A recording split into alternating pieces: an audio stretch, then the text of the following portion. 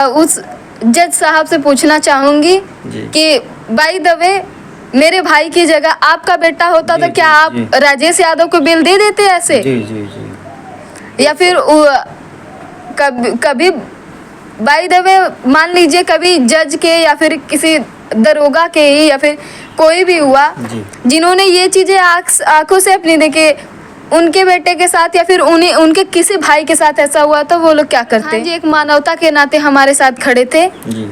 और हमारा तो भाई गया है भाई, हम न्याय के लिए जिंदगी भर लड़ते रहेंगे ऐसे जी, जी, जी।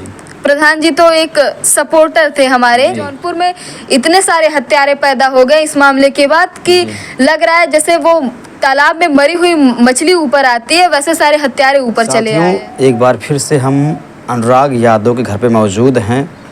अनुराग की छोटी बहन है, इनका नाम आराधना यादव है। अभी तक करीब 5 महीने हो चुके हैं, अभी तक अनुराग यादव को न्याय नहीं मिला है। ये परिवार कोर्ट कचहरी का चक्कर लगाते लगाते थक जा रहा है, कोई न्याय की उम्मीद नहीं दिखाई दे रही। वे हालिया मामले में प्रधान भी जेल में जा चुके हैं। आखिरकार अब प्रधान उनके सहयोग में नहीं हैं। अभी न्याय की उम्मीद किससे करेंगे, इनको न्याय कैसे मिलेगा? क्योंकि आपने देखा होगा तमाम वीडियोज वगैरह में, आपने सुना भी होगा कि आराधना और अनुराग दोनों साथ में ही जो है अपना खेल का जो भी ताइक्वांडो खेल था साथ में ही खेलते थे, प्रैक्टिस करते थे। मगर आज अनुराग हमारे बीच नहीं हैं, तो ऐसे बीच आराधना क्या कर रही हैं, इनकी व्यक्तिगत लाइफ बारे में भी थोड़ा सा बात करेंगे और जानने का प्रयास करेंगे अनुराग के न्याय के विषय में भी। तो क्या कहना चाहेंगी आप? अभी प्रधान भी जेल में जा चुके हैं, अभी क्या लगता है न्याय के बारे में, क्या कहेंगी आप? जी फिलहाल तो अभी न्याय को लेकर चुप्पी पड़ी हुई है क्योंकि हमने सुना था कि लास्ट डेट 10 मार्च को है जी। अभी वो बढ़ा के 19 मार्च कर दी गई है। तो इस बीच हमें कहीं ना कहीं ये लग रहा है कि कुछ तो साजिश हो रही है क्योंकि वो राजेश जो है वो बाहर निकल चुका है और थोड़ी बहुत खबर आ रही है कि वो लखनऊ मतलब जिधर पे ड्यूटी करता था उधर पे पहुंच चुका है। ड्यूटी पे जा चुके हैं जी। मतलब उधर के साइड चला गया है, अभी ड्यूटी ज्वाइन मतलब करने की कोशिश तो हमेशा वो करेगा ही। और ये ऐसा सुनने में आया कि अभी लास्ट 19 को है। पहले हम भी जब भी रिपोर्टिंग करने आते हैं यही लगता है ये लास्ट तारीख है, इस बार फैसला आ जाएगा। जी बिल्कुल, हमें फरवरी से यही टरकाया जा रहा है कि नहीं ये चीज अभी लास्ट डेट इस दिन को है, इस दिन फैसला अभी कब फैसला होगा ये कुछ भी पता नहीं है जी जी। कहीं ना कहीं ये राजस्व विभाग की गलती है। मैं प्रशासन को दोषी तो नहीं बता सकती किंतु ये सब थोड़ा सा हमें वो चुप्पी लग रही है कि कहीं ना कहीं पैसे की वजह से तो नहीं हमें देखिए वीडियोज वगैरह है, जब प्रमाण है कि आपके भाई गला काटा गया, प्रमाण है, कहते ना प्रत्यक्षम किम प्रमाणम, उसके बावजूद उनको बेल मिल गई, जेल से छूट गए। क्या न्यायपालिका क्या कर रही भाई, प्रशासन कहाँ रह जी? वही बात न है। मेरे को जहाँ तक पता है कि आईपीसी की धारा 120B में साजिशकर्ता की भी उतनी गलती होती जितना कि एक मारने वाली की गलती होती है, ठीक है? तो उसमें 2 साल की मतलब या फिर गिरफ्तारी उसकी 2 साल तक रहती है या फिर उम्र कैद होती है या फिर फांसी होती है। ऐसा करके 2 साल क्या 2 महीने भी नहीं बीतते राजेश को बेल मिल गई, ठीक। ऐसे में मैं क्या समझूं? फिर अगर ऐसा ही करना था भाई, संविधान किस लिए लिखा गया, न्यायपालिका किस लिए बनी है? जी बिल्कुल, वही तो मैं पूछना चाहती हूँ प्रशासन से कि संविधान की इतनी बड़ी पोथी क्यों रखे हैं आप, जब इतने जल्दी आपको उसकी बेल मंजूर हो गई और हाई कोर्ट के जज कहते हैं कि क्या करें, उसको खाना पीना बंद कर दें उसका। अब ये कोई बात हुई? हमें ये धाराएं क्यों पढ़ाई जाती हैं कि इसमें ये सजा होती है जबकि ऐसी कुछ भी नहीं होती है। जी जी जी, हमको आप ये बताइए जो है, क्या आप प्रमाण देने में चूक गए कि हत्या का जो है कुछ भी साक्ष्य? अरे प्रमाण क्या, डीएम साहब भी इधर पे थे, एसपी साहब भी इधर ही पे थे। हमारे भाई का गला कटा हुआ था, मेरी माँ लेके रो रही थी, हम लोग उधर पे बैठे थे। अभी क्या चाहिए उनको? जी तो फिर बेल मिलने का क्या कारण हो सकता है बताइए? कहीं ना कहीं पैसा ही कारण है भैया, क्या कर सकते हैं? पैसा ही बोल जी बिल्कुल। अभी तो मेरे हिसाब से मेरे भाई के ऐसा कांड होने के बाद कितने सारे कांड हो गए। वो राजेश यादव का गला काट दिए, फिर उसके बाद एक महिला का लोअर पार्ट मिला है इधर कमला हॉस्पिटल के पास। उसके बाद कई सारे ऐसे केसेस सामने आ चुके हैं कि काट दिया गया। क्या कर रही है प्रशासन? आजकल समाज में काटना मतलब जैसे हो गया ना कि साग मूली बराबर काटने जैसा हो गया है। जी वही तो कह रहे हैं, ये कहीं ना कहीं प्रशासन की गलती, उसी की लापरवाही है। जी। और लेकिन जो बेल मिलता है कोर्ट से मिलता है। प्रशासन तो अपना काम मान लीजिए कर रही है, गिरफ्तार कर रही है, लेकिन न्याय जो है कोर्ट करता है, फैसला तो कोर्ट देता है ना।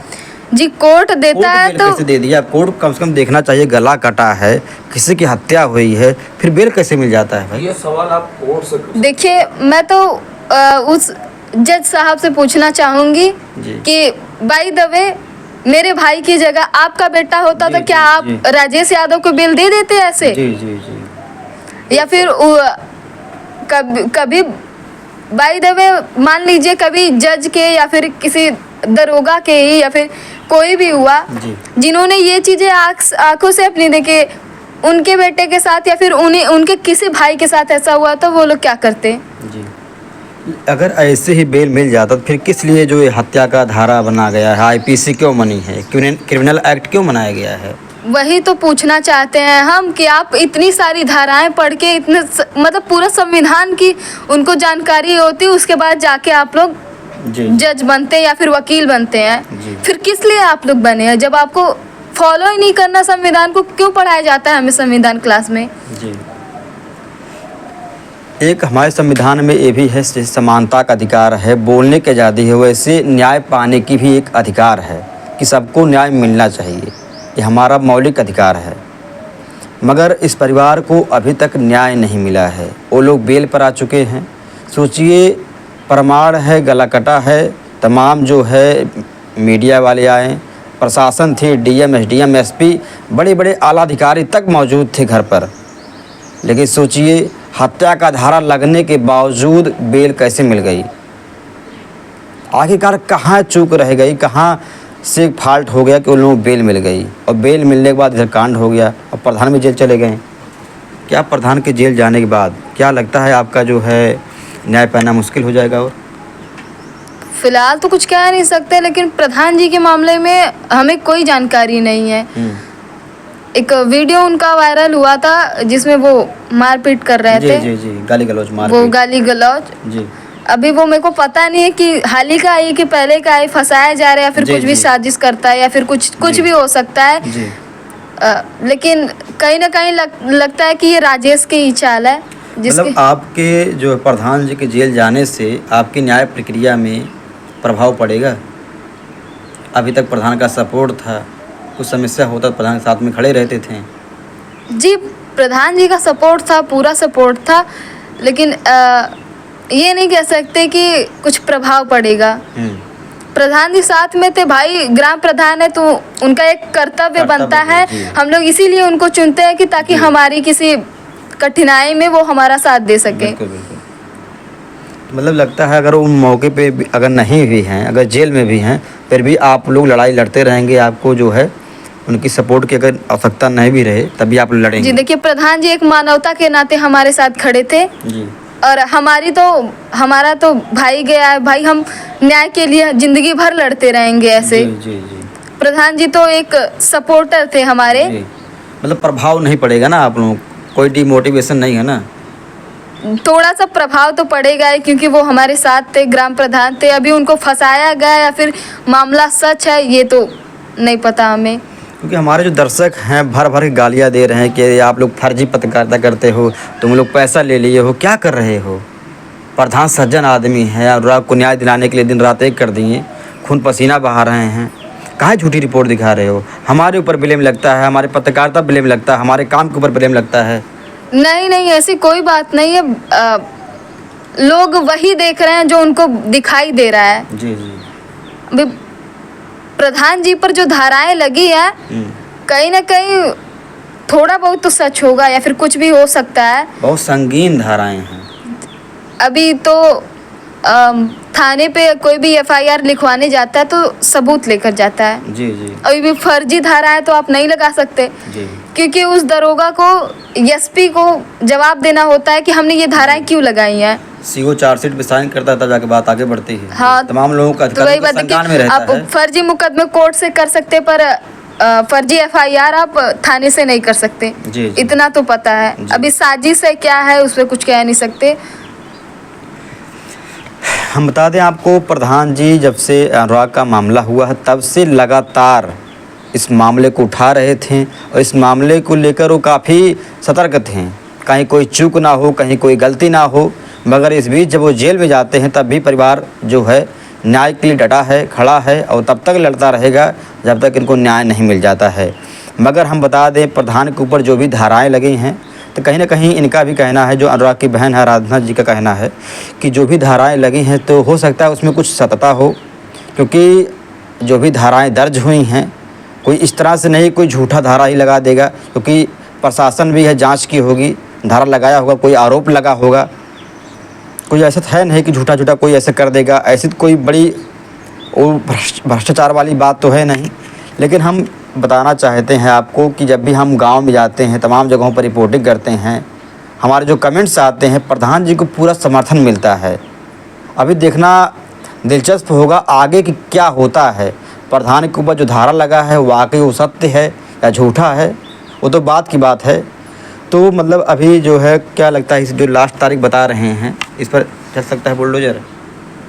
भैया कैसे कह सकते हैं कि लास्ट डेट 19 को है तो मामला रफा दफा हो जाएगा और इसका घर ढह जाएगा, क्योंकि 10 को हमें लास्ट डेट करके मिली थी। हमें पूरा विश्वास था कि नहीं इस डेट को फाइनल हो जाएगा सब कुछ। अभी 19 को पड़ गई है, फिर उनको मोहलत मिल गई है, क्या पता फिर से कोई डेट पड़ जाए। लेकिन जब हमने आपके वकील से बात किया तो वो बोले कि उनके जितने भी सबूत देना था, जो भी अर्जी थी, सब खारिज हो चुकी है। इस बार जो हमको जो है हो सकता है न्याय मिल जाए, फैसला आ सकता है। जी देखिए, कोर्ट में हम लोग जाते तो नहीं हैं, फादर कभी कभी जाते हैं, वकील जो भी है हमारे वो लोग अपना काम कर रहे हैं। अभी हम लोग क्या कर सकते हैं, बस हम लोग पूरा सबूत जुटा के दे सकते हैं, क्योंकि इस मामले को एकदम अच्छे से डीएम साहब भी देखे, एसपी साहब भी देखे हैं। फिर कहाँ चूक हो रही है कि हमें न्याय नहीं मिल पा रहा है। जी। कौन सी कड़ी ऐसी कमज़ोर है जहाँ से लगता है कि आप बैक हो जा रहे हैं? जी बिल्कुल, सब लोग देखे हैं, फिर किस बात का सबूत हम लोग दे। जी, मतलब जिस बात के लिए पुलिस सबूत मांगती है, कोई वीडियो है, कोई प्रमाण है, कोई गवाही है, ये सब होने के बावजूद अब क्या भगवान आके कोर्ट में गवाही दे कि इन लोगों ने मारा है? जी, उन्होंने अपनी आंखों से देखा है, अब कितना हम लोग गवाही दे। जी, क्या साक्ष्य आप प्रमाण देखिए, कहने से ज्यादा लोग देखने पर विश्वास करते हैं। जी, देख के गए हैं, पूरी प्रशासन देख के गई है और डीएम एसपी हर कोई देख के गया। फिर क्या चाहिए अभी? जी। एक फोटो दिखा देंगे।